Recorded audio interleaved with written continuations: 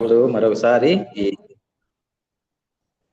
తన కృపను బట్టి మనల్ని జీవంతో ఉంచి ఈ రీతిగా గ్యాదర్ అయ్యి ఆయన దగ్గర సహవాసం చేయడానికి, నేర్చుకోవటానికి, ఆయన కొనియాడటానికి ఆయన ఇచ్చిన కృపను బట్టి, సమయాన్ని బట్టి దేవుడికే వందనాలు చెల్లిస్తా ఉన్నాను. ఉదయం నేను మన గ్రూప్ లో పెట్టిన రీతిగా బైబిల్ స్టడీకి గాను యెషయా గ్రంథములో ఒక పోర్షను, అలాగే మత్తయి సువార్తలో ఒక పోర్షన్, సేమ్ పోర్షన్ మనం జస్ట్ చదువుకున్న తర్వాత మనం డిస్కషన్ లోనికి వెళ్దాం. నేను చదువుతాను. 42వ అధ్యాయము మొదటి 4 వచనాలు, తర్వాత 6, 7 వచనాలు చదువుతాను నేను. ఇదిగో నేను ఆదుకొను నా సేవకుడు, నేను ఏర్పరచుకొనిన వాడు, నా ప్రాణమునకు ప్రియుడు, అతని యందు నా ఆత్మను ఉంచి ఉన్నాను. అతడు అన్యజనులకు న్యాయము కనపరచును. అతడు కేకలు వేయడు, అరువడు, తన కంఠస్వరము వీధిలో వినబడనీయడు. నలిగిన రెల్లును అతడు విడువడు, మకమకలాడుచున్న జనపునారవత్తిని ఆర్పడు. అతడు సత్యము అనుసరించి న్యాయము కనపరచును. భూలోకమున న్యాయము స్థాపించు వరకు అతడు మందగిరడు, నలుగుడు పడడు. 6, 7 గుడివారి కన్నులు తెరచుటకును, బంధింపబడిన వారిని చెరసాలలో నుండి వెలుపలికి తెచ్చుటకును, చీకటిలో నివసించు వారిని బందీ గృహంలో నుండి వెలుపలికి తెచ్చుటకును, యెహోవానగు నేనే నీతి విషయంలో నిన్ను పిలిచి నీ చేయి పట్టుకొని ఉన్నాను. నిన్ను కాపాడి ప్రజల కొరకు నిబంధనగాను, అన్ని జనులకు వెలుగుగాను నిన్ను నియమించి ఉన్నాను. అలాగే మత్తయి సువార్త 12వ అధ్యాయంలో 16 నుంచి 21 వరకు చదువుదాం. ఆయన వారినందరినీ స్వస్థపరిచి నన్ను ప్రసిద్ధి చేయవద్దని వారికి ఆజ్ఞాపించెను. ప్రవక్త అయిన యెషయా ద్వారా చెప్పినది నెరవేరినట్లు ఇలాగు జరిగెను. అదేమనగా, ఇదిగో ఈయన నా సేవకుడు, ఈయనను నేను ఏర్పరచుకుంటుని, ఈయన నా ప్రాణమునకు ఇష్టుడైన నా ప్రియుడు, ఈయన మీద నా ఆత్మ ఉంచెదను. ఈయన అన్ని జనులకు న్యాయ విధిని ప్రచురము చేయును. ఈయన జగడమాడడు, కేకలు వేయుడు. వీధులలో ఈయన శబ్దం ఎవనికిని వినబడదు. విజయముందుటకును న్యాయ విధిని ప్రబలము చేయు వరకు ఈయన నలిగిన రెల్లును విరువడు, మకమకలాడుచున్న అవిసెనారను ఆర్పడు. ఈయన నామమందు అన్ని జనులు నిరీక్షించెదరు అనున్నదియే. తండ్రి, ఈ సాయంకాల సమయంలో మా యొక్క డిస్కషన్ ని దీవించండి. మేమందరం కలిసి నిన్ను గురించి అర్థం చేసుకోవటానికి, మమ్మల్ని మేము పరీక్షించుకోవటానికి మాకు సహాయం చేయమని యేసు ప్రభువు నామములో ప్రార్థన చేసి వేడుకుంటున్నాను తండ్రి, ఆమేన్. మనం చదువుకున్నటువంటి ఈ వాక్య భాగంలో మనం ఒక 5 విషయాలు మనం చూద్దాం. ఈ 2 పాసేజ్ యొక్క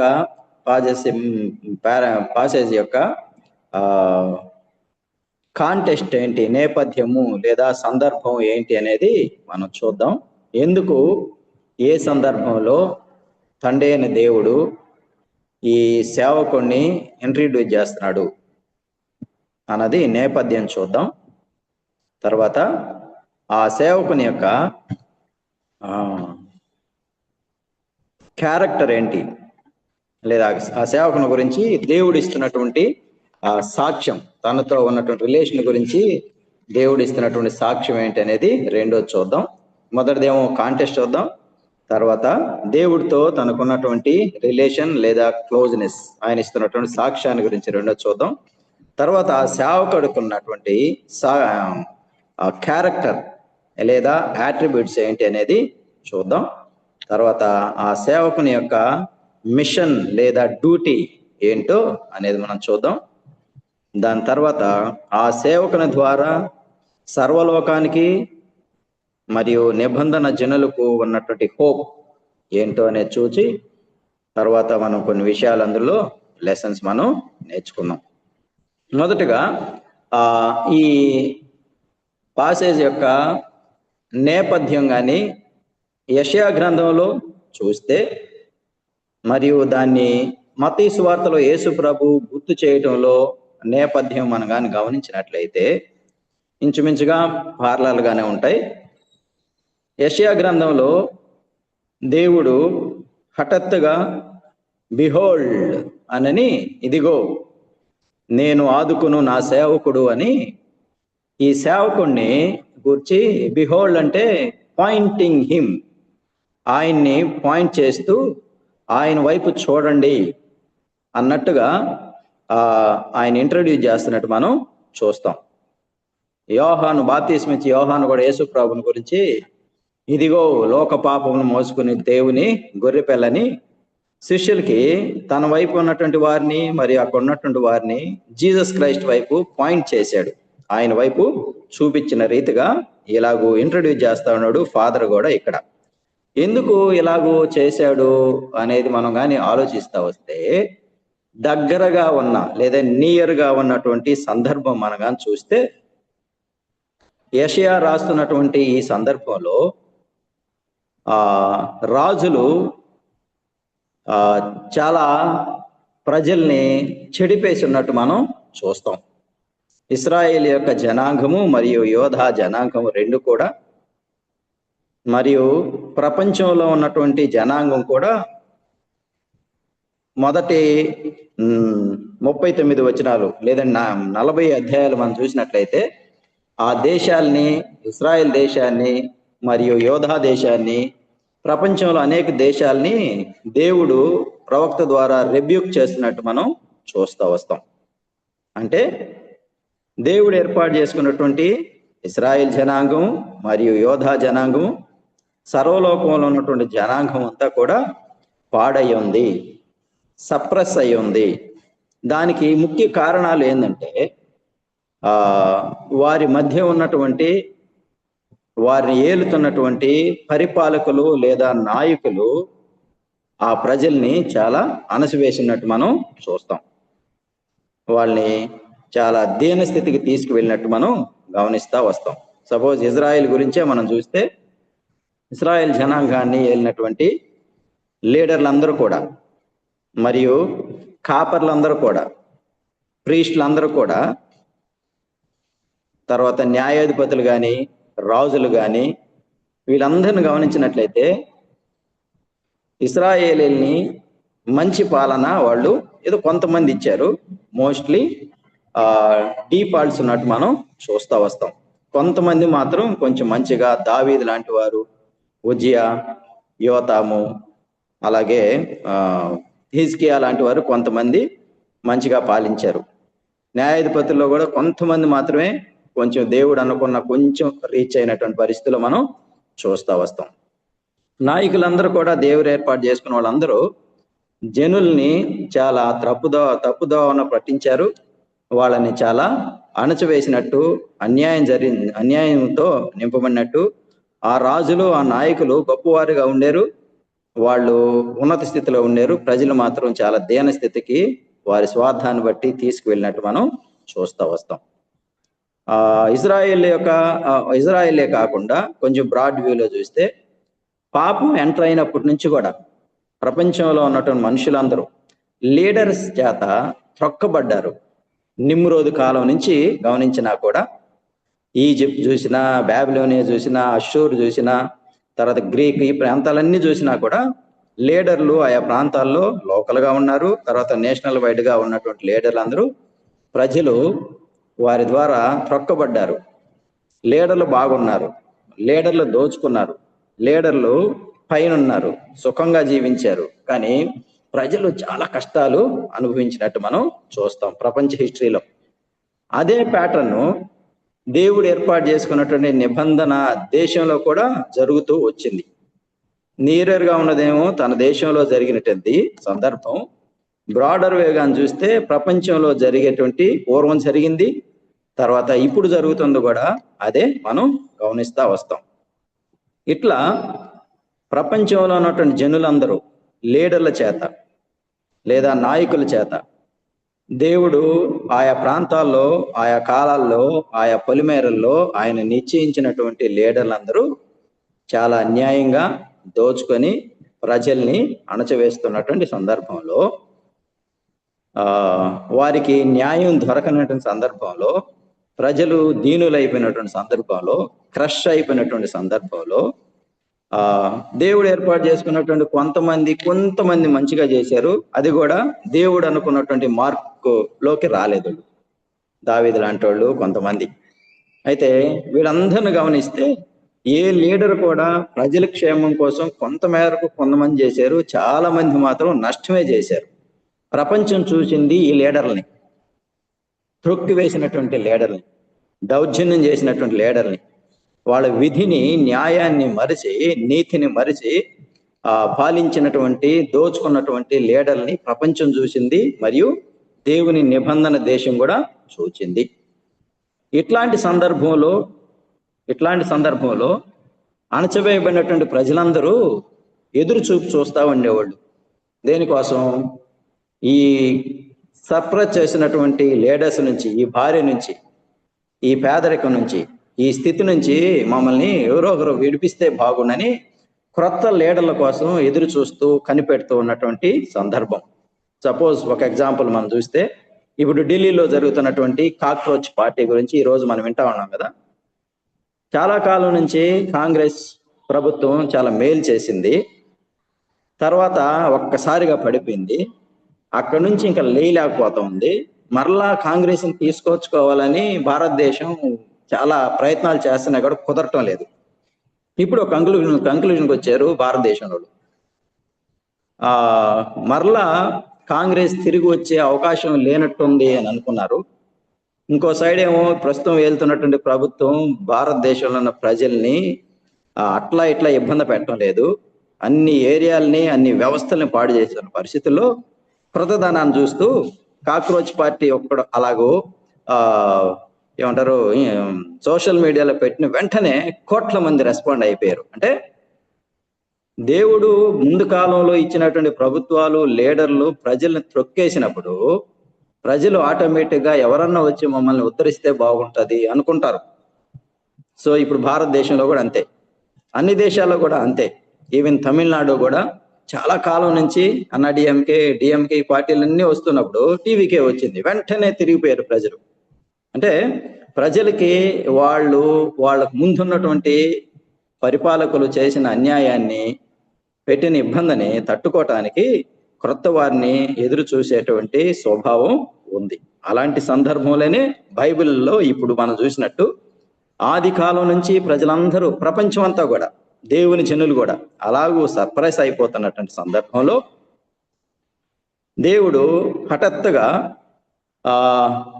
40వ అధ్యాయం వరకు ఇజ్రాయెల్ని, యోధాని, వాళ్ళ రాజుల్ని, వాళ్ళ నాయకుల్ని మరియు ప్రజలు చేసినటువంటి దాని అంతటిని, వాళ్ళని ఫాలో అయిన దాన్ని బట్టి చాలా రిబ్యూక్ చేసి, అలాగే ప్రపంచంలో ఉన్నటువంటి అనేక దేశాలని కూడా రిబ్యూక్ చేసి, గద్దించి, హఠాత్తుగా ఇదిగో మీరు చూసినటువంటి నాయకులు ఇలాంటి వారు కదా అని ఒకసారి అలా చూపించి 42వ అధ్యాయంలో స్టార్టింగ్లో బిహోల్డ్ అని చెప్పి, ఇదిగో నేను మీరు ఆలోచిస్తున్న, మిమ్మల్ని ఉద్ధరించగలిగిన, మీ నేచర్లో ఇలాంటి వారు ఎవరన్నా వస్తే బాగుండు, మమ్మల్ని పైకి తీసుకొస్తే బాగుండు, మా స్థితి బాగు చేస్తే బాగుండు అని మీరు ఒక థాట్లో ఉన్నారు కదా, దానికి సరిపోయినటువంటి ద పర్ఫెక్ట్ లీడర్ని సేవకునిగా నేను పంపిస్తున్నానని దేవుడు అనౌన్స్ చేశాడు ఇక్కడ. ఇది సందర్భం. ఏది? యెషయా గ్రంథంలో ఉన్న సందర్భం. మత్తయి సువార్తలో ఉన్నటువంటి సందర్భాన్ని, ఇదే విషయాన్ని యేసు ప్రభు ఎందుకు ప్రస్తావించాడు అని చూస్తే, ఆ కాలంలో రిలీజియస్ లీడర్స్ ఉన్నారు. వాళ్ళు ఎలాంటి వాళ్ళు అంటే, శిష్యులు, యేసు ప్రభు యొక్క శిష్యులు ఆకలి కొని ఆ విశ్రాంతి దినాన కొంచెం ఆ ఒడ్డులో తర్వాత ఆయన నలుపుకొని తింటూ ఉంటే కామెంట్ చేశారు. అలాగే విశ్రాంతి దినాన ఓస చేయగలిగినటువంటి వాడిని బాగు చేస్తే దాన్ని కూడా కామెంట్ చేసి, యేసుక్రీస్తు ప్రభు ఆ పని చేశాడని చెప్పి కనికరం లేనటువంటి లీడర్లు, రిలీజియస్ లీడర్లు యేసు ప్రభు మీద పగబట్టి చంపాలి అన్న ఉద్దేశంతో వాళ్ళు ఉన్నారు. అది ఎరిగినటువంటి యేసు ప్రభు వారిని ఏమి ఎదిరించకుండా, వాళ్ళతో ఏమీ గొడవ పెట్టుకోకుండా ఏం చేశాడంటే, వాళ్ళకి చెప్పాల్సింది మౌనంగా చెప్పి, బహుశా ఆయన ఏం చేశాడంటే అక్కడ నుంచి వేరే దగ్గరికి వెళ్ళిపోయి తనతో వెంబడించినటువంటి జనుల్ని, అనేక మందిని ఆయన స్వస్థపరిచాడు. ఆ సందర్భంలో మీరు నన్ను ప్రాపగేట్ చేయొద్దు, నన్ను ఏమంటారు 16వ వచనంలో మత్తయి సువార్త, నన్ను ప్రసిద్ధి చేయవద్దు అని వారికి ఆజ్ఞాపించి, ఇదిగో యెషయా రాసినటువంటి ఆ సేవకుడిని నేనే, ఈ దినాల్లో ఈ విషయం నెరవేరుతుంది, ఆయన నా గురించి ఈ విషయాలు రాయించాడు అని యేసు ప్రభు మత్తయి సువార్తలో ఈ విషయాలు చెబుతాడు. ఇది దీనికి ఉన్నటువంటి నేపథ్యం. ఈ నేపథ్యంలో మనం కొన్ని ప్రశ్నలు మనం ద్వారా కొన్ని విషయాలు దీని గురించి నేర్చుకోవడానికి మనం ప్రయత్నం చేద్దాం. మొట్టమొదటిగా ఇందులో తండ్రి అయినటువంటి దేవుడు ఈ సేవకుని గురించి ఏమి ఇంట్రడ్యూస్ చేస్తున్నాడు, లేదంటే తనకున్నటువంటి రిలేషన్ గురించి, తండ్రితో తనకున్న రిలేషన్ గురించి ఏమి ఇంట్రడ్యూస్ చేస్తున్నాడు ఒకసారి మనం డిస్కస్ చేద్దామా? మొదటి వచనాలే ఉంటది. 40వ అధ్యాయంలో 1వ వచనంలో ఉంటది, తర్వాత 12వ అధ్యాయంలో మత్తయి సువార్త 18లో మనం చూస్తూ వస్తాం. ఏమి తండ్రి అయిన దేవుడితో తనకున్నటువంటి రిలేషన్ గురించి ఏం చెప్తున్నాడు, లేదా ఏం టెస్టిమోనీ ఆయన ఇస్తున్నాడు ఈ సేవకుని గురించి, మీరు డిస్కస్ చేయొచ్చు దీన్ని.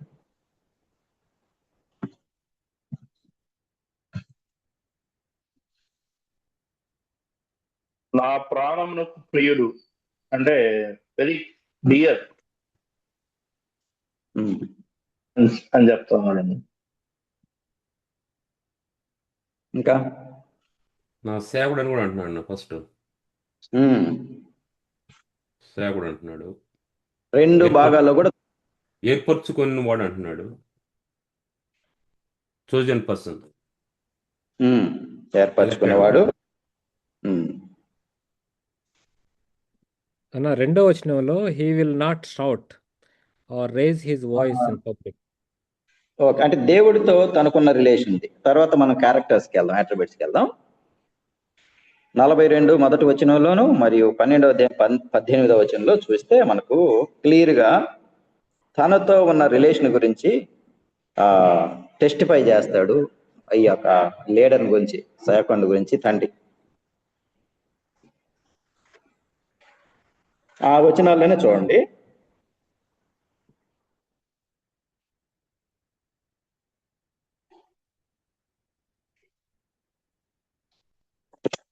నలభై రెండులో స్టార్టింగ్ లో ఏమంటాడు, ఇదిగో నేను ఆదుకొను సేవకుడు అన్నాడు, నేను ఆదుకున్నవాడు, నా సేవకుడు, మై సర్వెంట్.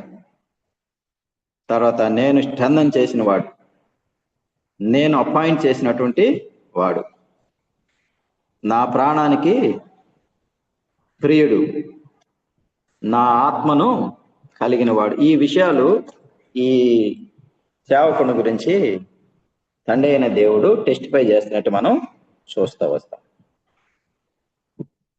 ఇక్కడ నేను ఆదుకొను వాడు మరియు నా సేవకుడు అన్నది మనం ఎలాగో అర్థం చేసుకుంటాం. ఆదుకున్నవాడు అని అంటే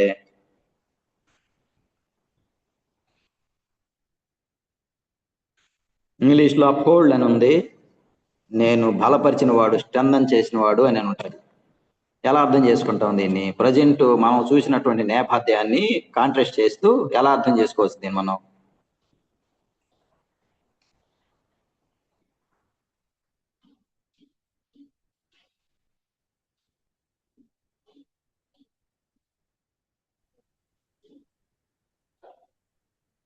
అంటే ప్రస్తుతం ఉన్న వ్యక్తులు ఎవరు అంటారన్నా, లేకుంటే ప్రస్తుతం మనం ఈ ప్రపంచంలో ఉన్నటువంటి నిమ్రోది కాలం నుంచి ఉన్న లీడర్లను చూసాం కదా, ఆ నేపథ్యం చూసాం కదా. అది ఇప్పుడున్నటువంటి నాయకుల్ని చూస్తా ఉన్నాం కదా, అంతకుముందు ఉన్న రిలీజియస్ లీడర్స్ని చూస్తున్నాం కదా. వీళ్ళందరిని చూస్తే నేను ఆదుకును నా సేవకుడు అని ఈయన గురించి తండ్రి అయిన దేవుడు టెస్టిఫై చేయటంలో మీనింగ్ ఏమై ఉంటది? తర్వాత నా సేవకుడు అని చెప్పటంలో మీనింగ్ ఏమై ఉంటది? అంటే ఆయనకి ఏదైతే ఇష్టమో దాన్ని చేస్తున్నాడు, ఆయన చెప్పిన మాట వింటున్నవాడు, ఆయన మాటకు విధే చూపుతున్నవాడు, తన కోరికను పక్కన పెట్టుకొని ఆయన ఒక సర్వెంట్ కాబట్టి యజమాని యొక్క మాటకు లోబడాలని తను తాను అంటే కంప్లీట్గా డినై చేసుకొని ఆ, ఆయన యజమానుడి మాట వింటున్నానని చెప్పుకోవచ్చు. అవును. ఆయన న్యాయంతో రాజ్యాలను పరిపాలిస్తారని కూడా ఉంది కదన్నా ఇక్కడ. అది చూద్దాం. ముందు ఈ ఆదుకొనును నా సేవకుడు అంటే మనం అంటే ఇప్పుడు మనకు నేపథ్యాన్ని చూసాం కదా, దాన్ని బేస్ చేసుకుంటే మనకి ఈజీగా అర్థం అయిపోతుంది ఎందుకు ఈ మాట ఆయన చెప్పాడు అనేది. అంటే ప్రస్తుతం అనేక మంది మాట వింటలేదు కాబట్టి ఆ, ఆ, అనేక మంది ఆయన ఆశించినట్టుగా ఉండట్లేదు, ఆయన ఆశించినట్టుగా చేయట్లేదు, ఆయన ఆశించినట్టుగా ఫలించట్లేదు. కాబట్టి ఎవరైతే అట్లా చేస్తున్నారో వారి గురించి ఆ, నేను అనుకుంటున్నాను అట్లా. ఓకే, ఇంకెవరన్నా చెప్తారా? ఆదుకొనటం, అప్హోల్డ్ అండ్ స్ట్రెంథన్. అదే దేవుడు అపాయింట్ చేశాడంటే ఇప్పుడు వరకు వచ్చినటువంటి నాయకులు అందరిని చూశారు కదా. సో ఇదిగో సో నేను అపాయింట్ చేసినటువంటి ఒక పర్ఫెక్ట్ పర్సన్ మీ దగ్గరకు రాబోతున్నాడు, ఆయన మిమ్మల్ని అపాయింట్ చేస్తానని చెప్తా. మేబీ ఒక ఎగ్జాంపుల్ గా చూస్తే యోబును కూడా దేవుడు ఇంట్రొడ్యూస్ చేసేటప్పుడు ఆయన యొక్క క్యారెక్టర్స్ ని, గుణ లక్షణాలను, యథార్థవర్తనుడు, న్యాయవంతుడు అని ఎంత బోల్డ్ గా అతని గురించి చెప్పగలిగాడు. సో అంటే he knows very well about him. So ఆయనకి బాగా తెలుసు అనమాట ఈయన గురించి. So such a great man. So అలాంటి పర్సన్ ని నేను అపాయింట్ చేయబోతున్నాను అని చెప్పి విత్ బోల్డ్నెస్ హీఈస్ ఇంట్రడ్యూసింగ్ అని అనుకుంటున్నాను. ఓకే, ఇంకెవరన్నా చెప్తారా? ఆదుకొనివాడు అంటే నేను ఒకసారి చెప్తాను క్లూ. ఇప్పుడు వరకు ఉన్నటువంటి లీడర్లు అందరూ వారి కండబలాన్ని బట్టి, వాళ్ళ మంది బలాన్ని బట్టి, వాళ్ళ ట్రిక్స్ని బట్టి not upholded or strengthen by God, దేవుడు బలపరిచినటువంటి వారు కాదు. కొంతమంది మాత్రమే, దావీదు దేవుని యొక్క బలాన్ని బట్టి, మోషే, కొంతమంది ఆయన ఏర్పాటు చేసుకున్న కొంతమంది ఉన్నారు. ఓల్డ్ లీడర్లు అందరూ కూడా, ఈవెన్ చాలా మంది రిలీజియస్ లీడర్లు అందరూ కూడా వాళ్ళకై వాళ్ళే వాళ్ళ యొక్క విల్ పవర్ని గురిని బట్టి వాళ్ళకై వాళ్ళే వచ్చినవారు. కానీ యేసు ప్రభు అలాంటి వాడు కాదు. దేవుడు బలపరచగా, దేవుడు శక్తిని పొందగా, దేవుడు అప్హోల్డ్ చేయగా, దేవుడి ద్వారానే ఈయన చేస్తా వచ్చినట్టు మనం చూస్తా వస్తాం. ఆయన అంటాడు కదా, నాకై నేనే ఏది చేయను, ఏది మాట్లాడను, తండ్రి ఏది చూపిస్తే అదే చేస్తాను, తండ్రి ఏది చెబితే అదే చెప్తాను అని యేసుప్రభు యోహాను సువార్తలో చెప్తాడు. ఆదుకోవటం అన్నది దేవుని ద్వారానే, దేవుని బలం ద్వారానే ఆయన పని చేసినట్టు, జీవించినట్లు, స్వశక్తి, స్వజ్ఞానం దాని మీద విర్రవీగి చేసిన వాడు కాదు అనేది ఇక్కడ మనం అర్థం చేసుకుంటాం. అందుకనే పౌలు తిమోతికి రాస్తాడు కదా, ప్రభు అయిన క్రీస్తు యేసునందలి కృప చేత బలవంతుడివి కమ్ము, ఆయన బలం చేత నేను అన్ని చేయగలంటే ఇరుకుల్లోని, ఇబ్బందుల్లోనూ, మంచిలోనూ ఉండగలనని. సో ఇది యేసు ప్రభుని గురించి తన సొంతంగా, సొంత జ్ఞానంతో ఏది చేయడు. ఈవెన్ అపవాది వచ్చి శోధిస్తున్నప్పుడు ఈ రాళ్ళని రొట్టెలుగా చేసుకొని సొంతంగా ఏం చేయలేదు. తండ్రి అలవ్ చేయని దాన్ని ఆయన చేయలేదు. చేయగలడు, కానీ ఆయన తండ్రి యొక్క బలాన్ని, తండ్రి అప్రూవ్ చేయని దాన్ని ఆయన ఆ పని చేయలేదు. కాబట్టి దేవుడు యేసుప్రభుని గురించి ఆయన నేను ఆదుకున్నటువంటి, నేను స్ట్రెంథన్ చేసినటువంటి వాడు ఈయన. ప్రస్తుతం ఉన్నటువంటి లీడర్లు అందరూ వాళ్ళ శక్తి చేత, వాళ్ళ బలం చేత, వాళ్ళ యుక్తి చేత చేయబడినటువంటి వారు, వాడుతున్నటువంటి వారు. అందుకోసమే వ్యవహారాలన్నీ చెడిపోయినాయి, ఫెయిల్ అయినాయి. కానీ ఈయన నేను బలపరిస్తే ఉన్నటువంటి వాడుగా చెప్తున్నట్టు మనం చూస్తాం. అలాగే నా సేవకుడు గురించి చూస్తే తండ్రి అయిన దేవుడు ఏది చెబుతాడో అది చేశాడు యేసుప్రభు. ఏది చెప్తాడు అని రైట్ అంతా ఆయన దగ్గర వెయిట్ చేసేవాడు. అంటే తండ్రి యేసుప్రభు త్రిత్వంలో ఒకడైనా కానీ మానవుడుగా, హ్యూమన్ రిప్రజెంటేటివ్గా ఉన్నాడు కాబట్టి తండ్రికి ఈయన దాసోహం అయినట్టు, దాసుడైనట్టు, ఆయన ఏది చెబితే అది చేసేటువంటి వాడుగా యేసుప్రభుని గురించి మనం చూస్తూ వస్తాం. కానీ ఓల్డ్ లీడర్లు అలా కాదు కదా, రిలీజియస్ లీడర్లు అలా కాదు కదా. వాళ్ళ ఇష్టం, వాళ్ళు ఏది తలస్తే అది. కొన్ని డైరెక్షన్స్ ఉన్నా కానీ, రూల్స్ ఉన్నా కానీ వాటిని వయలేట్ చేసేసి చేస్తారు. కానీ ఈయన దేవుని చేత ఆదుకొనబడ్డవాడు, మరియు దేవుడు ఏది చెప్తాడో అదే చేసినటువంటి వాడుగా మనం ఇక్కడ ఈయన గురించి మనం చూస్తూ వస్తాం. తర్వాత ఈయన అపాయింట్ చేయబడ్డాడు దేవుని చేత. ఈ రోజుల్లో దేవుని చేత అపాయింట్ చేయబడి కొన్నిసార్లు అలౌ చేయబడినటువంటి లీడర్లు కూడా ఉంటారు. అపాయింట్మెంట్ అంటే దేవుని చిత్తంలో వచ్చినటువంటి వారు. దేవుడు అలౌ చేసినట్టు లీడర్లు కూడా కొంతమంది ఉంటారు. ఈ మధ్య కాలంలో రకరకాలుగా ఈవీఎంస్ అని అవన్నీ ట్రిక్కీగా వచ్చేటువంటి బ్యాచ్ ఉన్నారు కదా. ఆ రోజుల్లో కూడా యూదుల ఇస్రాయేల్ కాలంలో వాడిని రాజును చంపేసి రాజు అయిపోవటం, దాన్ని లాక్కోవటం, ఇలాగ మనం చూస్తూ వస్తాం. ఇవన్నీ కూడా దేవుడు అనుమతించినవి. దేవుడు అపాయింట్ చేసినవి వేరుంటాయి. కాబట్టి ఈయన అట్లాంటి వాడు కాదు, దేవుడే అపాయింట్ చేసినటువంటి వాడుగా ఉన్నట్టు మనం చూస్తూ వస్తాం.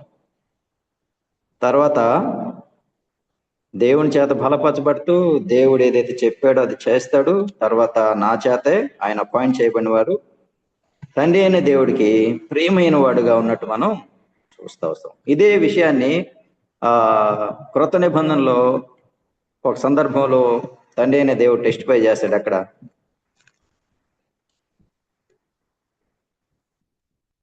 జీసస్ బ్యాప్టిజం తీసుకున్నప్పుడు కూడా అంటారు కదా, అంటే ఏదైతే ఆనందిస్తున్నా అంటాడు, ఆనందిస్తున్నా అని చెప్తాడు. ఏదైతే ముందు ఈ సేవకుని గురించి దేవుడు ఉద్దేశించాడు, ఒక ఆలోచన కలిగి ఉన్నాడో, అదే రీతిగా ఆయన పుట్టిన తర్వాత ఆయన జీవించినటువంటి 30 సంవత్సరాలు చక్కగా జీవించి బాప్టిజం తీసుకునేటప్పుడు తండ్రి అయినటువంటి దేవుడు టెస్టిఫై చేశాడు, ఈయన ఆ ప్రియకుమారుడు అనని. అక్కడ కూడా ఆయన టెస్టిఫై చేసినట్టు మనం చూస్తాం. తర్వాత అక్కడ దేవుని యొక్క ఆత్మని ప్రొవిజన్ గా ఉంచినట్టు ఈ సేవకుని గురించి మనం చూస్తూ వస్తాం. అంటే ఓవరాల్ గా ఈ వచనంలో తండ్రి అయిన దేవుడు ఏం చెప్తున్నా అంటే, నేను ఇవ్వబోయేటువంటి ఇంట్రడ్యూస్ చేస్తున్నటువంటి ఈ సేవకుడు నా ద్వారానే, నా శక్తి ద్వారా బలపరచబడిన వాడు, నేను ఎత్తిపడితే, నేను ఆదరిస్తే ఉన్నటువంటి వాడు, నేను ఏది చెప్తానో అదే చేసేవాడు, నా మనసుకి ఇష్టమైంది చేసేవాడు, నా మనసుకి, నా ఆలోచనకి, నా ప్లాన్కి, నా చిత్తానికి ఒక్క బిట్ కూడా పట్టుకెళ్ళేవాడు కాదు. అంతేకాకుండా తనకై సెలెక్టెడ్ పర్సన్ కాదు, లేదా ఎలక్టెడ్ పర్సన్ కాదు, నా చేత ఆథరైజ్డ్గా పంపబడినటువంటి వాడు. మీ మధ్యలో ఉన్నటువంటి అనేక మంది లీడర్స్ వారికై వారే లీడర్లుగా ఎవాల్వ్ అయ్యారు. మిమ్మల్ని దోచుకోవటానికి, సంపాదన చేసుకోవటానికి రకరకాల కారణాల్లో వాళ్ళు అయ్యారు. కాబట్టి ఈయన అలాంటి వాడు కాదు. తర్వాత నాకు ప్రాణమైనటువంటి వాడు, నా ఆత్మ చేత నడిపింపబడేవాడు అని యేసు ప్రభుని గురించి ఇక్కడ మనం చూస్తూ వస్తాం. ఇప్పుడు ఈ సందర్భాన్ని మనం చూస్తూ ప్రజెంట్ ఉన్నటువంటి లీడర్స్, నువ్వు నేను కూడా లీడర్లమే ఒక ఏరియాలో, లేదా దేశ నాయకులు, చర్చి పాస్టర్లు, ఆయా సంస్థల యొక్క లీడర్లు గమనించినట్లయితే ఈయనకి తర్వాత ఇప్పుడున్నటువంటి మనకు ఎలాంటి పోలికలు ఉంటాయి, లేదంటే ఎలాంటి విరుద్ధమైనటువంటివి ఉంటాయి, ఒకసారి ఏదైనా డిస్కస్ చేయొచ్చు మనం. ఈయనకి ప్రజెంట్ ఉన్నట్టు లీడర్స్కి, ఓల్డ్ లీడర్స్ అయినా, క్రిస్టియన్ లీడర్స్ అయినా, ఈవెన్ మనమైనా కానీ. అంటే ఓన్లీ ఫస్ట్ పాయింట్ బేస్ చేసుకున్నా, మై సర్వెంట్ అనే దాని గురించి, హూమ్ ఐ అప్హోల్డ్, నా సేవకుడు, నేను ఆదుకున్న నా సేవకుడు అనే మనం ఆయనతో మనం ఇప్పుడున్న వారితో కాంట్రాస్ట్ చేద్దాం. ప్రజెంట్ వరల్డ్ ఎలా ఉంది, ప్రజెంట్ మన యొక్క లీడర్స్ ఎలా ఉన్నారు? ఇదే చూపట్లేదు, సొంత ప్రణాళికలు ఉన్నాయి. సో దేవుడు చిత్తం ప్రకారం నడుచుకునే దానికి ఆసక్తి లేదు. సో దేవుని పనులు అంటే మన సొంత పనులు అనేది ఎక్కువ ప్రాధాన్యత ఇవ్వబడుతుంది. ఎక్కడికి వెళ్ళాలంటే మనకి ఏ విధంగా లాభం ఉంటే లాభం ఉంటుంది అక్కడికి వెళ్ళాలంటే, దానివల్ల మనకు ఉపయోగం ఏంటి అని ఆలోచిస్తాము. ఇట్లాగే చాలా ఉన్నాయి.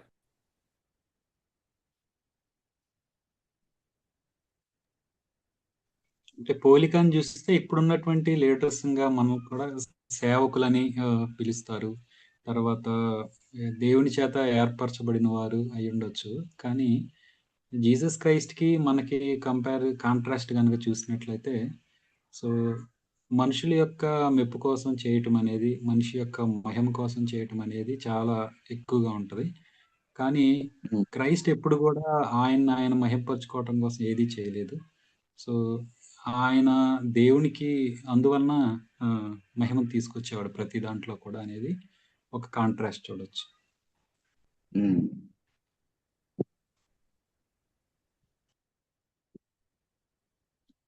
ఇంకోటన్నా, ఒక లీడర్ తర్వాత ఇంకొక లీడర్ కావాలంటే, ఒక తండ్రికి ఆ పిలుపు ఉంటే, తండ్రికి వచ్చి పిలుపు ఉంది కాబట్టి కుమారుడికి కూడా పిలుపు ఉంది అన్నట్టుగా తండ్రి తర్వాత కుమారుడు వారసత్వంగా బాధ్యతలు తీసుకోవటము, తండ్రికి ఉన్న అటువంటి ఒబీడియన్స్, అటువంటి విధేయత అనేది కుమారుడికి లేకపోవటము.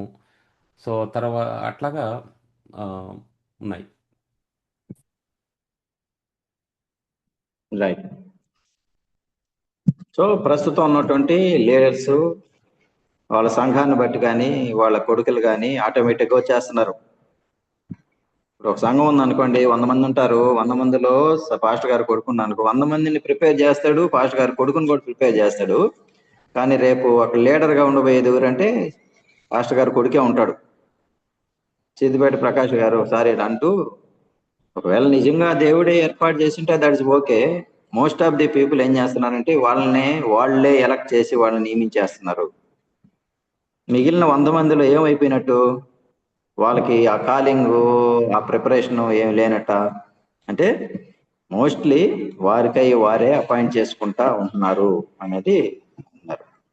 కాబట్టి ఇక్కడ మనం ఏం నేర్చుకుంటాం అంటే, మనం కూడా ఆయా ప్రాంతాల్లో లీడర్లంగా ఉన్నాం కాబట్టి, ప్రస్తుతం ఉన్నటువంటి వరల్డ్లో అణచివేయబడినటువంటి ప్రజల మధ్య మనం ఉన్నాం కాబట్టి, ఒకవేళ స్కూల్లో పనిచేస్తే చాలా పేదరికమైనటువంటి స్కూల్ పిల్లల మధ్య మనం పనిచేస్తున్నాం, లేదంటే ఒక కంపెనీలో చేస్తుంటే నీడెడ్ పీపుల్ ఉన్న దగ్గర మనం పనిచేస్తున్నాం, చర్చిలో చేస్తుంటే చాలా ఇబ్బందికరమైనటువంటి పరిస్థితుల్లో ఉన్నటువంటి పూర్ పీపుల్ మనం పనిచేస్తూ ఉన్నాం.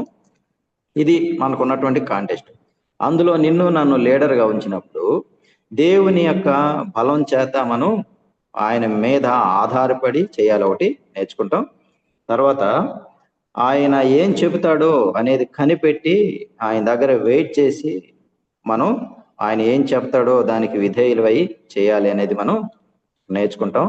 తర్వాత తనకి ఇష్టంగా క్లోజ్గా తండ్రి అయిన దేవుడికి ఇష్టంగా మనం ఉండేటట్లు మనం జీవించాలి. తర్వాత మనకు దేవుని యొక్క ప్రయోజనమైనటువంటి ఆత్మ దేవుని ద్వారా మనం నడిపింపబడుతూ మనం పని చేయాలి.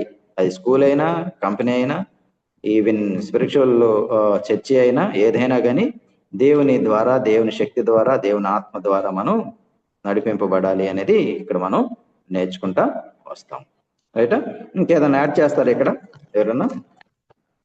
దేవుడు తండ్రి అయిన దేవుడితో తనకున్న రిలేషన్ గురించి ఆయన మాట్లాడుతారు. ఒక థాట్ అంటే నేడు ఆనాడు తండ్రి తన కుమారుని గురించి ఆ విధంగా చెప్పాడని అంటే, నేడు ఎవరైతే నమ్మకంగా అంటే దేవుడు ఆశించినట్టుగా చేస్తారో వాళ్ళను కూడా దేవుడు చెప్పగలుగుతాడు. బిహోల్డ్ హూమ్ ఐ అప్హోల్డ్ అని కూడా చెప్పగలుగుతాడు. మనం కూడా నమ్మకంగా ఉండగలిగితే, ఆయన తన కుమారుడు విషయంలోనే అట్లాగా పార్షియల్గా ఉండడు. మనం లోకంలో ఉన్నటువంటి సేవకులు తమ పిల్లల విషయాల్లో ఉన్నట్టుగా పరలోక తండ్రి అంత పార్షాలిటీగా ఉండడు. మనం కూడా అట్లా ఉంటే మనం కూడా చెప్తాడు. అందుకనే ఒక సందర్భంలో బలా నమ్మకమైన మంచి దాసుడా చేసిన వ్యక్తికి చెప్తాడు, నువ్వు ఇంతలో నమ్మకం ఉన్నావు కాబట్టి దీన్ని కూడా ఆక్యుపై చేసుకోమని చెప్తాడు. సో మనం అట్లా చేసినప్పుడు దేవుడు మనల్ని కూడా అంటాడు అని చెప్పవచ్చు అన్న. రైట్. కాబట్టి ఒకసారి ఇక్కడనే మనం అప్లికేషన్ కూడా చూసుకుందాం. నిన్ను నన్ను గురించి కానీ నువ్వు పనిచేస్తున్న ఇండస్ట్రీలో పనిచేస్తున్నటువంటి లొకేషన్ లో దేవుడు నీ గురించి ఏం టెస్టిఫై చేస్తాడు?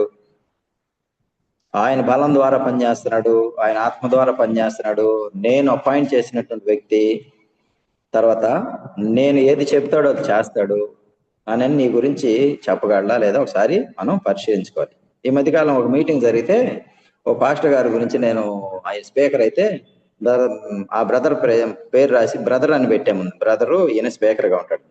ఇంకొక గ్రూప్ లో ఉన్న వ్యక్తి ఏం చేసి అంటే దానికి చాలా కోపం వేసేసి దాన్ని పక్కన పెట్టేసి తోసేసి ఈవెన్ దాన్ని అంటే డిలీట్ చేసినట్టు చేసి ఆయన ఏం చేసి అంటే కొత్త పోస్ట్ ఒకటి ఏం చేసి అంటే రెవరెండ్ డాక్టర్ అని పెట్టి దాన్ని పెట్టాడు. అంటే ఆయనకి రెవరెండ్ డాక్టర్ అని పెట్టందే, పిలవబడింది, అలా ఇంట్రొడ్యూస్ చేయిందే అతనికి కడుపు మంట తగ్గలేదు. అంటే బ్రదర్ రెవరెండ్ యాక్టరా? రెవరెండ్ డాక్టర్ పెట్టాడు. ఒకవేళ అయ్యి ఉండొచ్చు, ఒకవేళ బ్రదర్ కంటే పెద్ద ఇదేం కాదు కదా అది. నేను ఒక సహోదరుడు క్లోజ్ గా పెట్టాం కదా, దీన్ని పక్కన పెట్టేసి అతను వాదనగా చేసాడు. అంటే తన మైండ్ లో ఎలా ఉంది? సర్వెంట్ తర్వాత పక్కన పెట్టినా కానీ కనీసం బ్రదర్ అని పిలుచుకోవటానికి కూడా అతనికి అంత సీన్ లేదు, అంత బాధగా ఉందన్నమాట. ఈ రోజుల్లో అలా ఉన్నారు పరిస్థితులు. వాళ్ళని అలా ఎత్తి పెట్టాలి, మనల్ని అలా గౌరవించాలి, అలా హానర్ చేయాలి, అలా రెవరెండ్లు మనకు ఇవ్వాలి. అంటే ఇక్కడ ప్రభువే త్రిత్వంలో ఉన్న ఒక పర్సనే ఇంతగా తండ్రి అయిన దేవుడు హంబుల్ గా అలాగూ ఆయన సర్వెంట్ గా ఆయన ఇంట్రడ్యూస్ చేసినప్పుడు మనం ఎంత మన గురించి చెప్పుకోవాలి, ఎంత యాక్సెప్ట్ చేయాలి మనం. కాబట్టి ఒకసారి మనం పరిశీలించుకుందాం. నిన్ను నన్ను గురించి ఈ సమాజానికి, ఒత్తిడిలో ఉన్న సమాజానికి, నీడీలో ఉన్నటువంటి సమాజానికి నిన్ను ఒక ఏరియాలో పెట్టినప్పుడు నిన్ను గురించి నీ తండ్రి అయినటువంటి దేవుడు, అపాయింట్ చేసినటువంటి దేవుడు ఏ టెస్ట్ మనీ ఇస్తాడు అనేది ఒకసారి మనం పరిశీలన చేసుకుందాం. ఇక్కడే అప్లికేషన్. తర్వాత రెండవ ప్రశ్న కానీ మనం వెళ్ళినట్లయితే ఇక్కడ ఈ సేవకుని గురించి తండ్రి అయిన దేవుడు ఏ ఆయన క్యారెక్టర్ గురించి, అట్రిబ్యూట్స్ గురించి ఏం చెప్తాడు ఒకసారి చూద్దామా?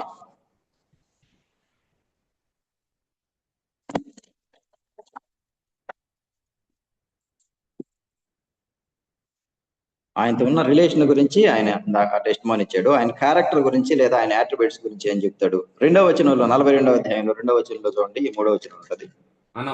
మొదట్లో కూడా ఉంది. ఫస్ట్ వచనంలో కూడా ఆయన అన్ని జనులకు న్యాయం కనపరిచే వ్యక్తి. అది ఆయన డ్యూటీ, మిషన్ చూద్దాం. ఆయన క్యారెక్టర్ చూద్దాం. న్యాయం కనిపించే కదా క్యారెక్టర్ వస్తుంది. ఓకే. తర్వాత 2వ వచనంలో 42వ అధ్యాయంలో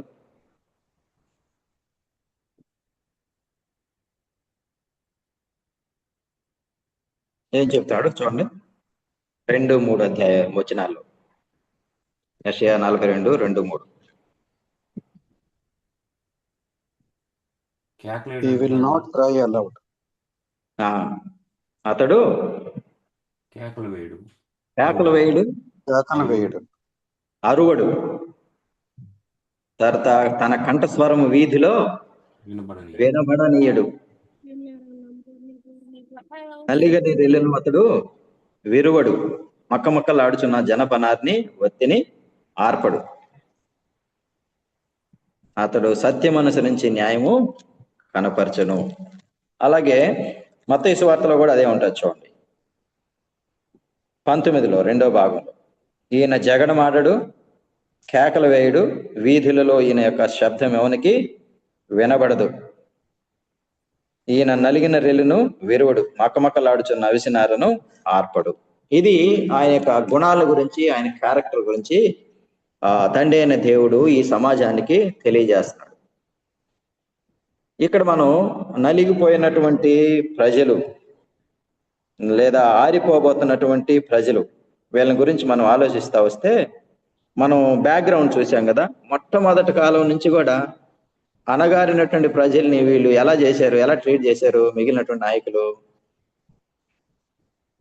అణచివేశారు, వాళ్ళ ఉన్నాయని దోచుకున్నారు. సపోజ్ ఇప్పుడు మనం గమనించినట్లయితే ప్రజెంట్ వరల్డ్ లో బాగలేకుండా ఉన్నటువంటి వ్యక్తి నలిగిపోయి ఉన్నాడు, చావు బతుకుల్లో ఉన్నాడు. హాస్పిటల్కి వెళ్తే పరిస్థితి ఎలా ఉంటది? వీళ్ళ కాడ ఉన్నటువంటి అంతా గొల్ల చేసేస్తున్నారు. ఏదో అవసరమని ఒక ఆఫీస్కి వెళితే వాడి దగ్గర ఉన్నటువంటి లంచాల ద్వారా ఉంటా ఉన్నారు. ఏదో పేద ప్రజలే కొంచెం చదువుకుంటారు అని అనుకుంటే ఫీజులు విపరీతంగా పెంచేశారు. ప్రజలకి రీచ్ కానటువంటి పేద ప్రజలు రీచ్ అవ్వలేనటువంటి స్థితికి ఫీజులు పెంచేశారు. భూములన్నీ వాళ్ళ దగ్గరే పెట్టుకున్నారు, కంపెనీలన్నీ వాళ్ళ దగ్గరే పెట్టుకున్నారు, హాస్పిటల్స్ అన్ని వాళ్ళ దగ్గరే పెట్టుకున్నారు, విద్యా వ్యవస్థ అంతా వాళ్ళ దగ్గరే పెట్టుకున్నారు. ఇదంతా పేద ప్రజలకి వాళ్ళు ఆల్రెడీ ఇబ్బందుల్లో ఉండి వాళ్ళకి యాక్సెస్ లేకుండా ఉన్న పరిస్థితుల్లో వాళ్ళు ఇంకా అణిచివేసేటువంటి సొసైటీలో మనం ఉన్నాం. గతంలో ఉన్నటువంటి లీడర్లు కూడా అదే చేశారు. ఇస్రాయేల్ యోధా లీడర్లు కూడా అదే చేశారు. శాస్త్రులు పరిచయులు అదే చేశారు. రిలీజియస్ లీడర్లు అదే చేశారు. ఓల్డ్ లీడర్లు అదే చేశారు. ఇలాంటి సందర్భంలో ఇప్పుడు మనం చూసినటువంటి ఈ లీడరు, ఈ సేవకుడు ఎలాంటి వాడు?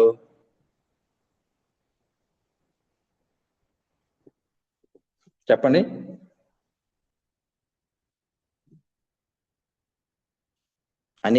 నలిగిపోయినటువంటి ఆరిపోబోతున్నటువంటి జీవితాల్ని ఈయన ఇంకా సప్రెస్ చేసేటువంటి వాడు కానీ నేచర్ మన ప్రభు.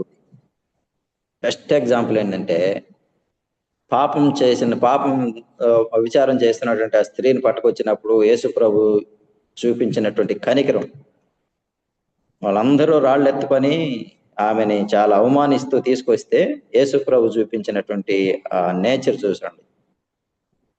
బావి దగ్గర సమరయ స్త్రీ వచ్చినప్పుడు ఆమెతో మాట్లాడిన విధానం చూస్తే ఆల్రెడీ నలిగిపోయి మొహం ఎత్తుకోలేని పరిస్థితిలో మధ్యాహ్నం వచ్చింది ఆవిడ. అలాంటి పరిస్థితుల్లో ప్రభు చూపించినటువంటి కనికరం, చావు బతుకుల్లో ఉన్నటువంటి ఆ స్త్రీ, అవమానంతో ఉన్నటువంటి స్త్రీ, నలిగిపోయినటువంటి స్త్రీ, ఇబ్బందుల్లో ఉన్న స్త్రీ, అనేక మందిని ప్రభువు అలాగూ చేశాడు. నలిగినటువంటి రెల్లిని విరవకుండా మక్కలాడిపోతున్న విషయాన్ని ఆర్పణ ఉన్నటువంటి నేచర్ కలిగినటువంటి వాడు ఈయన. అంతేకాకుండా ఆయన దౌర్జన్యం ఏం చేయడు, అరుపులు అరవడు. అది ఈయన గురించినటువంటి క్యారెక్టర్. అంటే శాస్త్రులు పరిచయులు ఈయన సంపాదన చూసుకున్నప్పుడు వాళ్ళని ఎదిరించి వాళ్ళకి ఇష్టం వచ్చినట్టు వాళ్ళతో గొడవేయాలి. ఆయన అక్కడి నుంచి జస్ట్ నెమ్మదిగా వెళ్ళిపోయి తను ఎవరికైతే సర్వీస్ చేయాలో వాళ్ళకి చేస్తూ వెళ్ళిపోయినటువంటి వాడుగా, గొడవలు పెట్టుకున్న వాడుగా కాదు, చాలా మృదువైనటువంటి సాత్వికుడు, దేని మనసు కలిగిన వాడుగా ఉన్నట్టు మనం చూస్తాం. సో ఇక్కడ ఒక ప్రశ్న మనం ఆలోచించాల్సిందంటే, ప్రస్తుతం మన భారతదేశంలో కానీ మన యొక్క రాష్ట్రాల్లో కానీ ఇలాగూ క్రైస్తవ వరల్డ్ని చాలా అపోజిషన్ వచ్చింది కదా. ఈ అపోజిషన్ లో ప్రస్తుతం ఉన్న లీడర్లు ఎత్తుతున్నటువంటి నోర్లకి, తర్వాత మన ప్రభు అక్కడ మౌనంగా ఉన్నదానికి మనం కానీ ఆలోచిస్తే, ప్రభు చూపించినటువంటి ఆ యాటిట్యూడే కరెక్టా, లేకుంటే ప్రస్తుతం మన యొక్క సోషల్ మీడియాలో ఆయా రీతిలుగా చేసినది కరెక్టా అనేది ఒకసారి డిస్కస్ చేద్దామా?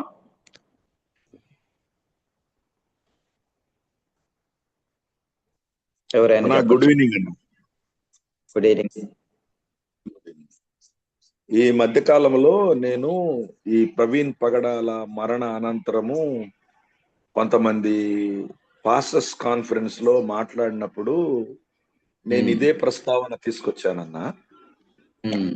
మనము జందాబాదులు అనకూడదు, మిగతా అగ్రెసివ్ గా మనము మాట్లాడకూడదు అని నేను నా వర్తమానం అయిన తర్వాత ఒక 30-40 మంది పాస్టర్లు నాతోటి ఏకీభించలేకపోయారు.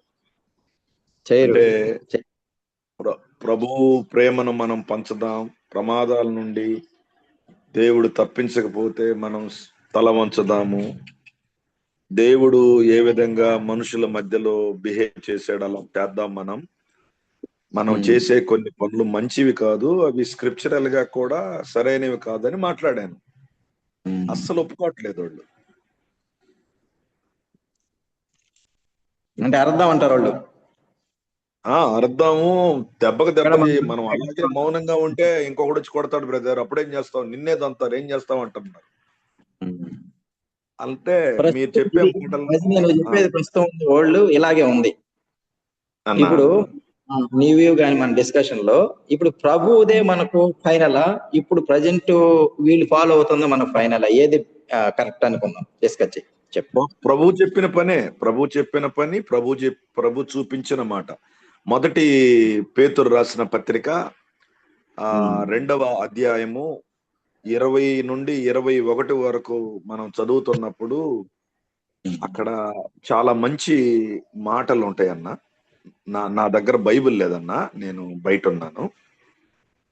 1 పీటర్ చాప్టర్ 2 వర్స్ 20 అనుకుంటాను. ఒకసారి చదవగలరా మీరు?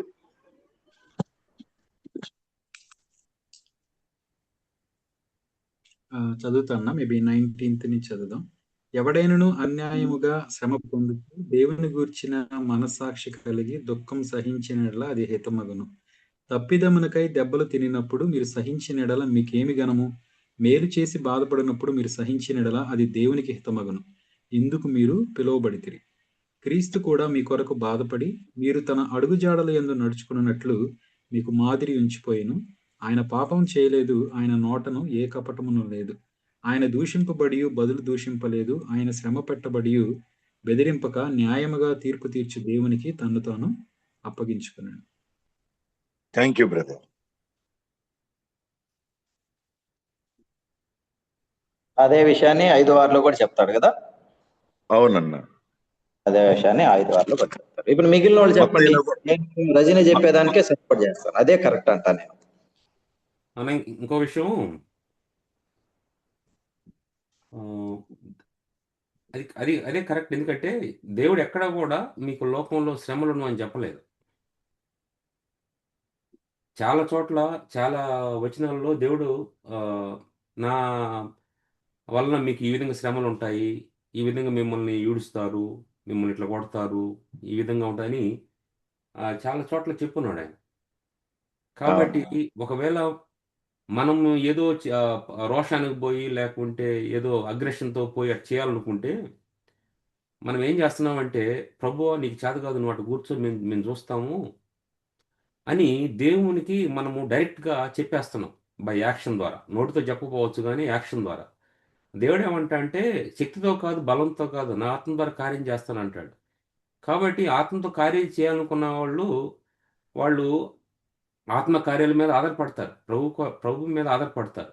Let God involve, let God deal అని చెప్పి. దేవుడు మనకంటే గొప్పగా గలవాడు, ఆయనే గొప్పగా చేస్తాడన్న సత్యాన్ని ఎరకపోవటం, ఒకరు ఎరిగి ఓపికతో ఉండలేకపోవటము, ఈ కారణాల వల్ల వాళ్ళు ఖచ్చితంగా ఇప్పుడు సోదరుడికి అన్నట్టుగా అట్లా వస్తారు. ఈ ఈ సేవకులన్న వాళ్ళు ఎవరైనా కూడా ఇదే విధంగా. ఇక్కడ అంటాడు యోహాను సువార్త 16:33లో, I have told you this thing so that in me you have peace. In this world you will have trouble, but take heart, I have overcome the world. ఈ లోకంలో మీకు శ్రమ కలుగును, ధైర్యం తెచ్చుకోండి, నేను లోకాన్ని జయించున్నానని దేవుడు చెప్పాడు ఆల్రెడీ. సో కాబట్టి వీళ్ళు చిన్న చిన్న, ఇంకొకటి ఆ యూట్యూబ్లో కూడా వాళ్ళు ఒకటి చేస్తే మనోళ్ళు 4-5 రకాలుగా చేస్తున్నారు. అంటే ఎట్లా ఉంది, వాళ్ళు కోతి అయిపోయి కోతి కళ్ళు దాపిస్తే ఎట్లా ఉంటుంది, మంకీ ఆ నేచర్ ఎట్లా ఉంటుంది, దాని కళ్ళు తాగింది అనుకో దాని నేచరే మారిపోదు. నువ్వు వాళ్ళని ధరించుకోవడం దేనికి? ఇప్పుడు వాళ్ళు ఒకటి చెప్తారు, చెప్పినప్పుడు నువ్వు సైలెంట్గా వెళ్ళిపోయి అంత పోద్ది.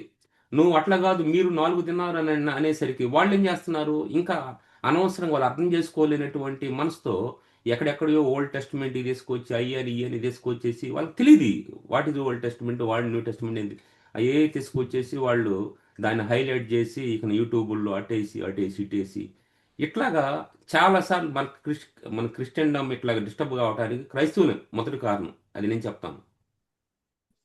అన్నగారు, ప్రస్తుతము రఘురామకృష్ణమరాజు మిగతా వాళ్ళకు జరుగుతున్న ఇష్యూ కూడా ఇదేనండి. నేను విరివిగా గడిచిన 45 రోజుల నుండి ప్రతిరోజు ఏదో ఒక మీటింగ్ లో మాట్లాడుతున్నాను. ఉభయ గోదావరి జిల్లాలో శ్రీకాకుళం నుండి ఇటువరకు పాస్టర్లందరూ ఏమైపోయారంటే కోటి జేకే చెప్పిన మాటలనే చెబుతున్నారు. జేకే చెప్పిన మాటలే చెబుతున్నారు. మనం గనక ఒకవేళ గనక బైబిల్ వాక్యాలను గనక చూపించినట్లయితే ఎవ్వరూ దాన్ని అసలు నమ్మట్లేదు. నమ్మటం దేవుడు ఎరుగు, అసలు మనల్ని ఎర్రోళ్ళలాగా చూస్తున్నారు.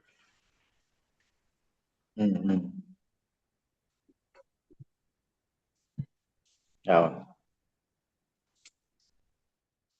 సో ఇక్కడ టోటల్ గా ఈ సేవకుని గురించినటువంటి క్యారెక్టర్ యాట్రిబ్యూట్స్ లేదా నేచరు 2 విధాలుగా చెప్తున్నాడు.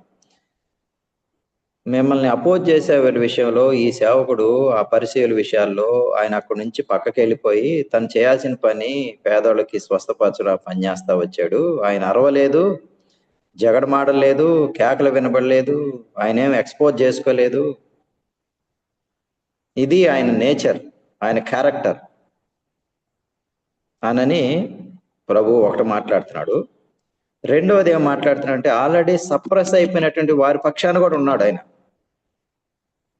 వాళ్ళు ఎవరైతే కుమిలిపోతున్నారో, ఆర్పివేయబడబోతున్నారో, నలిగిపోయి ఉన్నారో వారిని విరవటం లేదు ఆయన. వారి విషయంలో ఆయన కనికరాన్ని చూపిస్తా వస్తున్నాడు. ఈ 2 విషయాలు ఇక్కడ ఈ సేవకుని గురించి, ప్రభువుని గురించి ఆయన మాట్లాడుతూ వస్తున్నట్టు మనం చూస్తాం. ఒకవేళ కల్చర్ ఏదన్నా అనుకున్నా, బయట వాళ్ళు ఏదన్నా అనుకున్నా కూడా మనకు స్టాండ్ ఇదేనంటాను నేను. ఏమంటారు మిగిలిన వాళ్ళు? ఓకే కదా?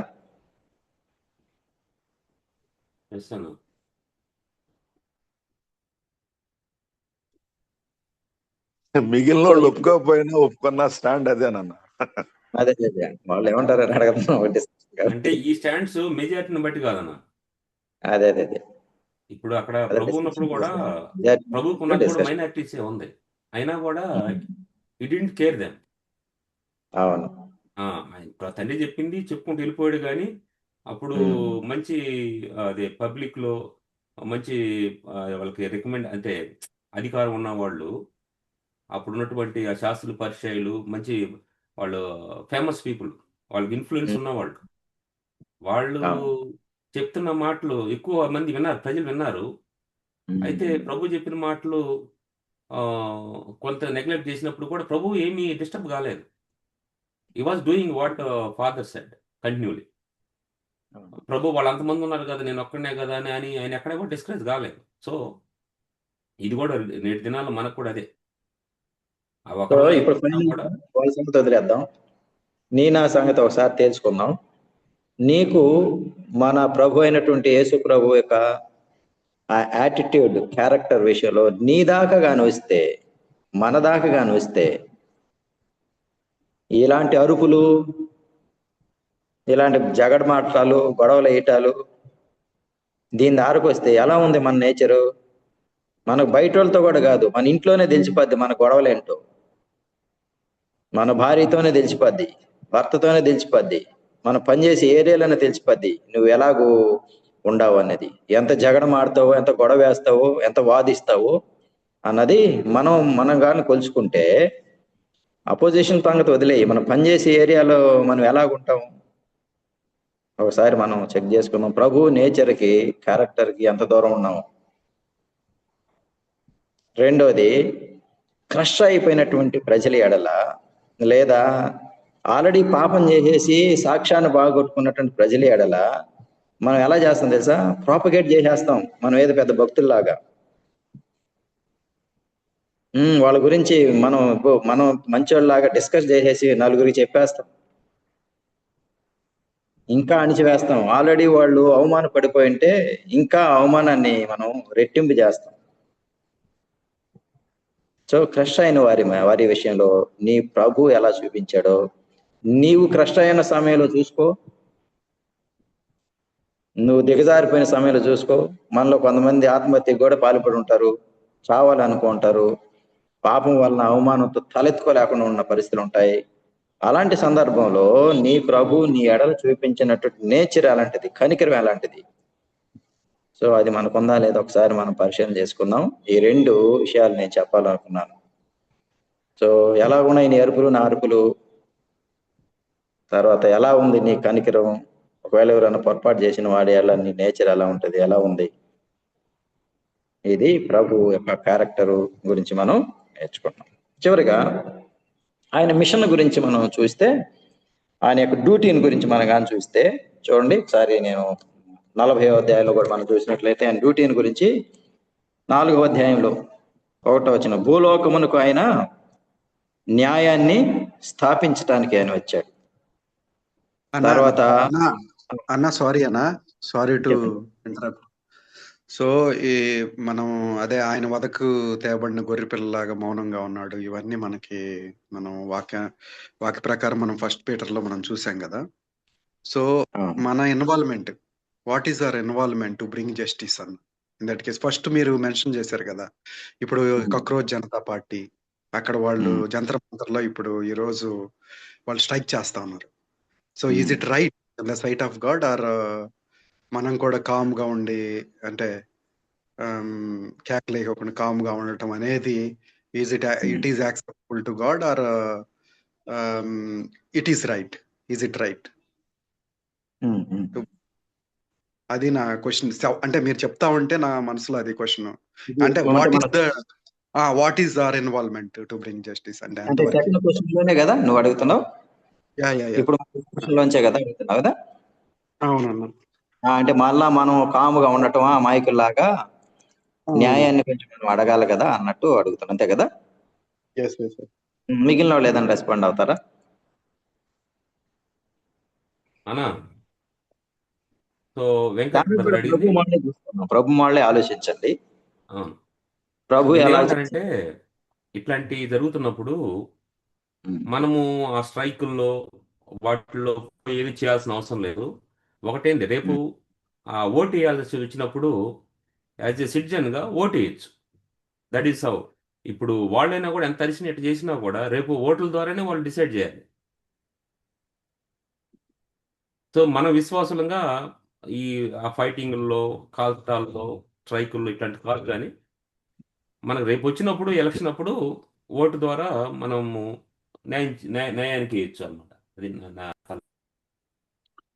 హలో తమ్ముడు లక్ష్మీనారాయణ, చెప్పనా ఒక్క విషయం. టైం ఏమో లేదు, మనం అయిపోయింది. మంచి మంచి లైన్ లో వెళ్ళిపోతా ఉంది. మళ్ళీ దీన్ని కిందకి లాగితే మళ్ళీ వేరే టాపిక్ అవుతుంది. యాక్చువల్ గా యేసు ప్రభు వారు అనేసరికి మనకి కరుణామయుల్లో యేసు ప్రభు వారే గుర్తొస్తా ఉంటాడు.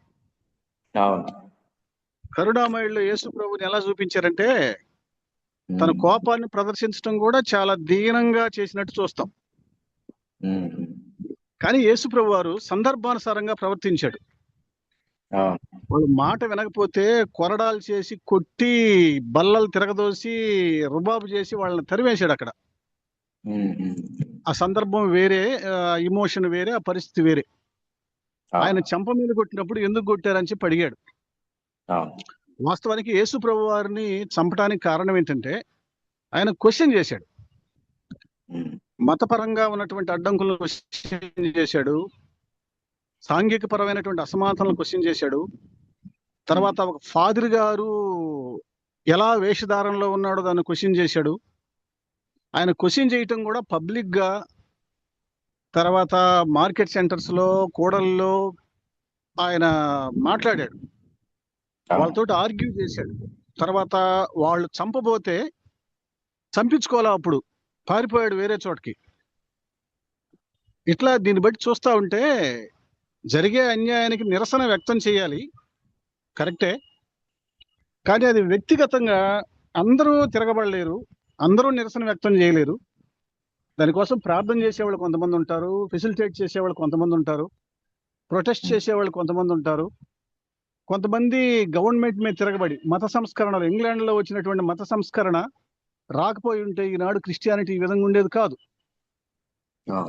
సో దీన్ని బట్టి నా అభిప్రాయం ఏంటంటే, ఒక క్రిస్టియన్ లీడర్స్ గా దేవుడు మనల్ని గొడవ పెట్టుకోమని చెప్పట్లేదు, వాదన పెట్టుకోమని చెప్పట్లేదు. మన స్టైల్లో దేవుడు మనల్ని ప్రేరేపించిన కొలది we have to express our protest. మన నిరసనని మనం వ్యక్తం చేయాలి.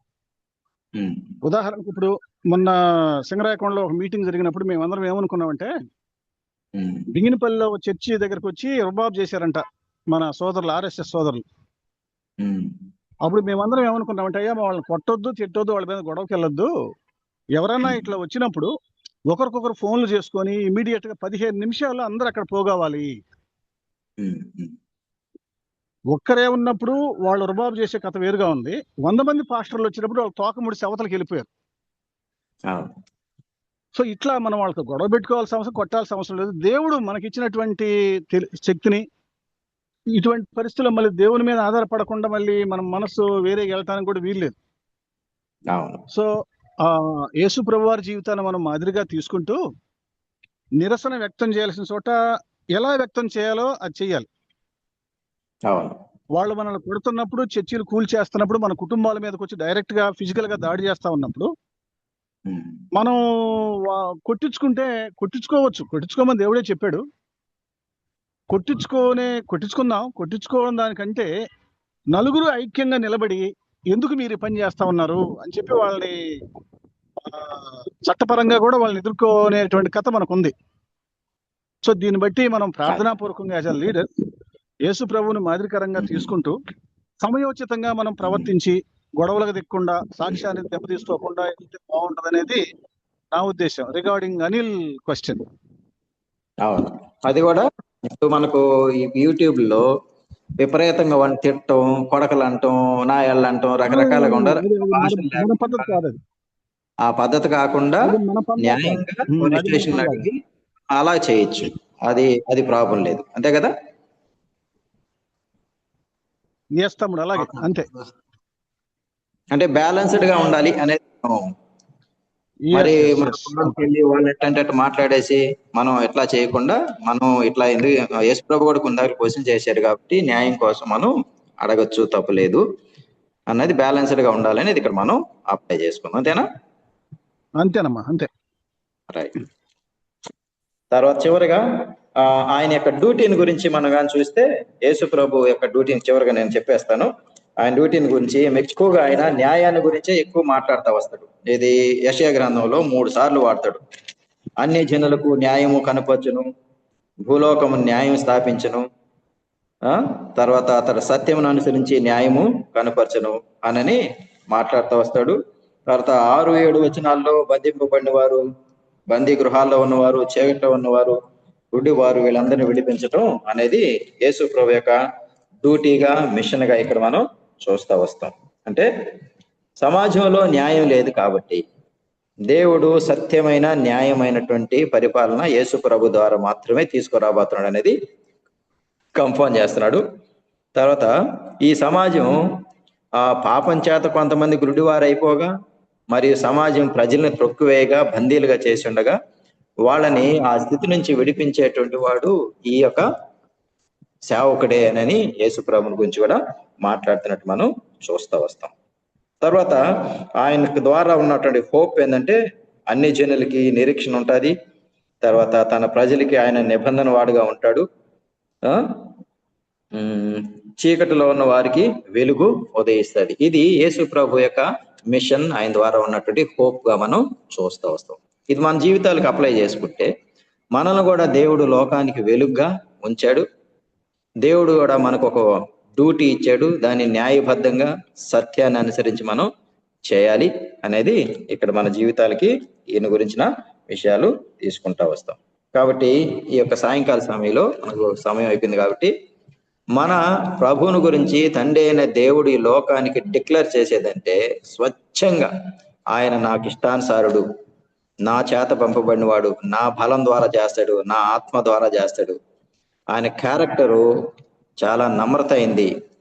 తర్వాత ఎట్టంటే గొడవలు వేసేటువంటి వాడు కాదు, న్యాయం కోసం పనిచేస్తాడు. తర్వాత క్రష్ అయిపోయిన ప్రజల్ని రీచ్ అవుతాడు, ఆయన ఆదరిస్తాడు. తర్వాత బందీలుగా ఉన్న వారిని విడిపిస్తా ఉంటాడు. తర్వాత ఆయనే నిరీక్షణ అవుతాడు అని ప్రభువుని గురించి చెప్తుండగా మన జీవితంలో కూడా దేవుడు, తండ్రి అయినటువంటి దేవుడు ఇలాంటి డిక్లరేషన్ లేదంటే టెస్టిమోనీని మనల్ని ప్రజల ఎదుటి పెట్టగా, ఇలాంటి సాక్ష్యం కలిగి ఆయన మీద ఆధారపడి, ఆయన ఆత్మ ద్వారా ఆధారపడి ఆయన సంతోష పెట్టడానికి, ఆయనకి ఇష్టంగా జీవించటానికి, మరియు ప్రజలకి చేరువుగా ఉండటానికి దేవుడు ఏ డ్యూటీ అయితే నీకు నాకు ఇచ్చాడో ఆ డ్యూటీని దేవుడు అంగీకరించే రీతిగా, దేవుడు ఇష్టం పరంగా మనం నెరవేర్చి ప్రజలకి మనం పనిచేసే వరంగా ఉండటానికి దేవుడు మనకు సహాయం చేయను గాక. ఇంకెవరైనా ఏదైనా ఉంటే యాడ్ చేసి క్లోజ్ చేయాల్సిందిగా మనం చేస్తా ఉన్నాం.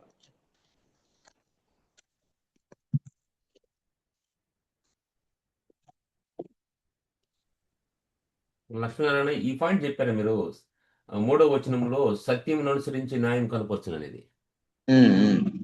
అది ఆయన డ్యూటీలో భాగం. అవునవునవును, జస్ట్ అది నేను వినలేదు, చెప్పారు లేదని. జాబ్ లో మినిస్ట్రీలో మిషన్ లో భాగం. ఇంకేదన్నా ఎవరన్నా యాడ్ చేస్తే చేయండి, తర్వాత డైరెక్టర్కి సమయం అప్పచెప్పేస్తాం. ఏమి లేకపోతే మన జీవితాలు మనం ఒకసారి చెక్ చేసుకుందాం. మన ప్రభువుకు మనం దగ్గర అవుదాం.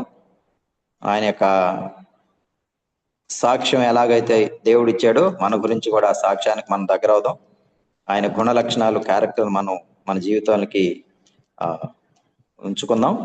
తర్వాత మనకు అనుగ్రహించినటువంటి డ్యూటీని పేద ప్రజల కోసం, సర్ప్రైజ్ అయిపోతున్న ప్రజల కోసం, చీకట్లో ఉన్న వారి కోసం మనల్ని కూడా ఆయన ఏర్పాటు చేశాడు. కాబట్టి ఆ దిశలో నమ్మకంగా మనం పనిచేయటానికి, ఆ ప్రజలకి హోప్ మన ద్వారా ఆ క్రీస్తులోనికి ఒక ఛానల్గా ఉండటానికి, ఆయన సహాయం చేయడానికి మనం చేరువవుదాం. అలాంటి కృప దేవుడు మనకు అనుగ్రహించి బలపరచును గాక. Over to director.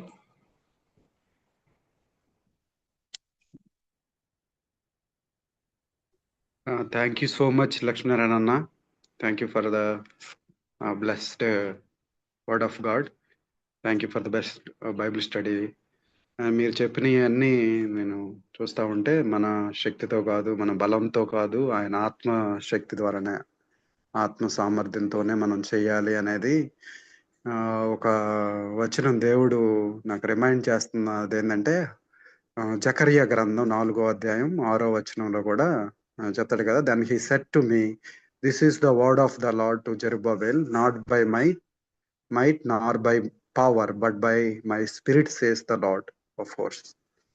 నా బలంతో కాదు, నా శక్తితో కాదు, దేవుని ఆత్మ చేతనే, ఆయన ఆత్మ చేత, నా ఆత్మ చేతనే అని చెప్తాడు. కాబట్టి మనం ఆయన శక్తితోనే, ఆయన ఆత్మశక్తితో మనం నడవాలని, మరి మనం ఎంతో హంబుల్గా దేవుని యొక్క వాల్యూస్ని ప్రతి చోట మనం రిఫ్లెక్ట్ చేయాలని మరి దేవుడు ఎంతగానో మీ ద్వారా హెచ్చరించినందుకు దేవునికి వందనాలన్నా. మరి ఈ సమయంలో ఏదైనా మీ పర్సనల్ ప్రేయర్ రిక్వెస్ట్ ఏదైనా ఉంటే చెప్తే ఒకరు ప్రేయర్ చేసి క్లోజ్ చేద్దామన్నా. ఫైనల్ వాక్యం కోసం ప్రార్థన చేయండి. వాకింగ్ కోసం ఓకేనా? వాకింగ్ కోసం అన్న జయకుమార్ అన్న ప్లీజ్. నేను తిరుగుతా ఉన్నాను, ఇంకేమన్నా చేయండి అన్న. రజనీకాంత్ అన్న, ఆర్ యు దేర్? రజనీకాంత్ అన్న, యా బ్రదర్. అన్న please lead us in prayer అన్న. ఓకే, షూర్ బ్రదర్, చేస్తా. ప్రేమ నమ్మకం కలిగిన మా ప్రియ పరలోకపు తండ్రి, మీ పాదాలకు, మీ నామానికి వందనాలు.